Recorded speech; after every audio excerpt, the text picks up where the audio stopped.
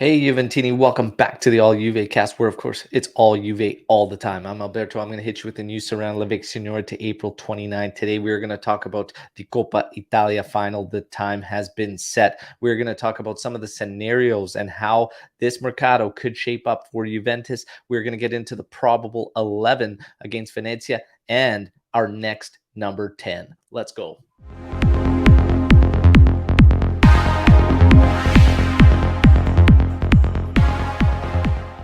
All right, Juventini, real quick reminder, subscribe to this channel, okay? So please like the video, subscribe to the channel. It pays to subscribe. Why? Because you're going to be automatically entered to win this Vlahovic kit, okay? In a couple short weeks, we're going to give this bad boy away, so make sure you don't miss out on your entry to get in to try and win that thing. One last little piece of business.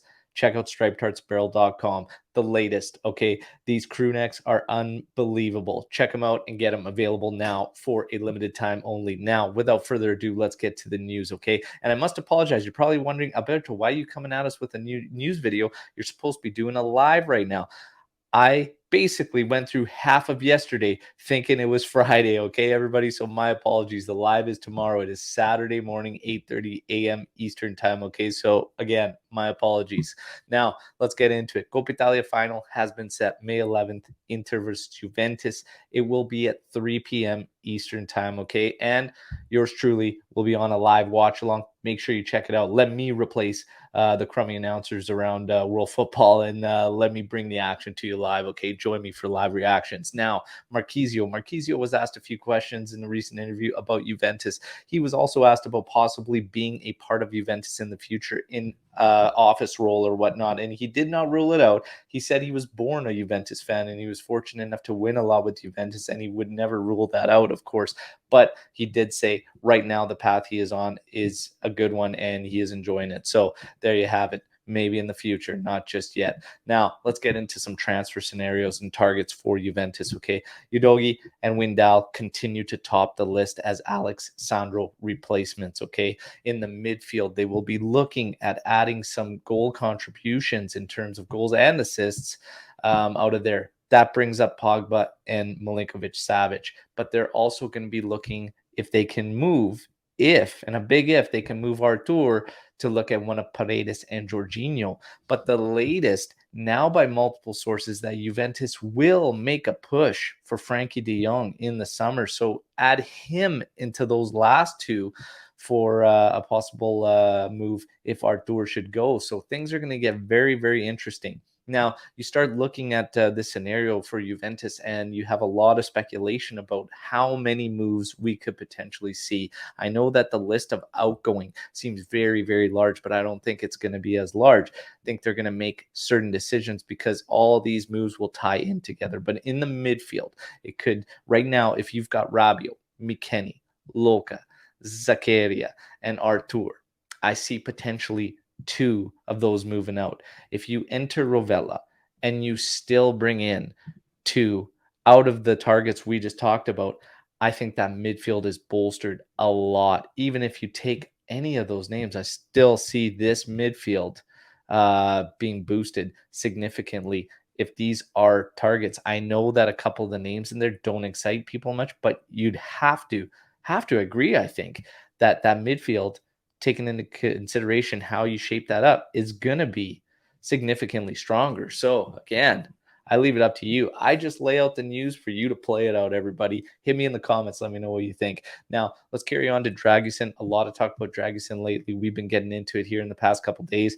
Dragusin has a lot of interest from Cagliari. Remember what Nonmolo said about Bellanova being a target for Juventus? Look for Bellanova's name to be involved with a Dragusin move to Cagliari, okay? So the young right back could be making his way to Juventus through that type of move, okay? So we got to keep eyes on that. Now, in terms of lineups for Venezia, it's starting to shape up for Juventus that this is a probable one that's already been put out as of right now. Szczesny in goal, Danilo, Bonucci and Chiellini at center back, Pellegrini on the left side of them, Zakaria and Rabiot in a double pivot with Bernardeschi, Dybala, Morata making up the three behind Vlahovic. Strong lineup 4-2-3-1, which we liked. We've seen Zaccheria and Rabiot. It caught me off guard watching them as work a double pivot. It was fantastic. And I think that a lot of that credit goes to Zaccheria as well, because Zaccheria is quietly very, very well-rounded, something I did not expect, especially technically. So very, very good player. And yeah, 4-2-3-1, that's how it's shaping against Venezia. What do you think about that lineup? I like it. I see 3 points coming. Let's go. Last, certainly not least, Fabiana Della Valle of Gazzetta, of course, is putting out that Chiesa is going to be the next number 10.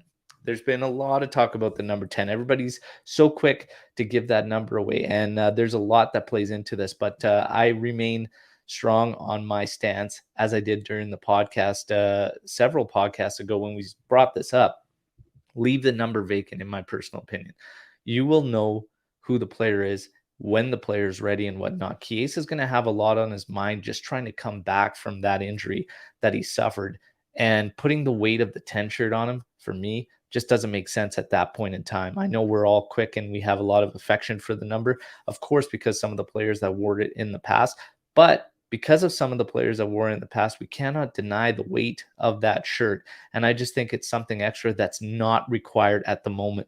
But the other part of it is the marketing aspect. And Juventus knows how people feel, how Juventini feel about that number 10. And I can totally see them doing that. As, of course, Chiesa's deal, as being reported today, will be the first piece of business by Juventus, and that's wrapping it up and making the deal permanent after, of course, the 2-season loan has ended this summer. So there you have it. How do you feel about all the news we brought in there? Number 10, do you wait a bit, or do you just fire it off and give it to Chiesa? Can't wait to hear all your thoughts, Juventini. You've been great for the support, and I thank you again. And as a thank you from all of us at All JuveCast, make sure you subscribe to the channel so you're automatically entered to win this kit, okay? And again, tomorrow morning is the live. My apologies, was not today. It's Saturday, 8:30 a.m. Eastern time, okay? We'll talk to you tomorrow. Fino alla fine, Forza Juve. Ciao.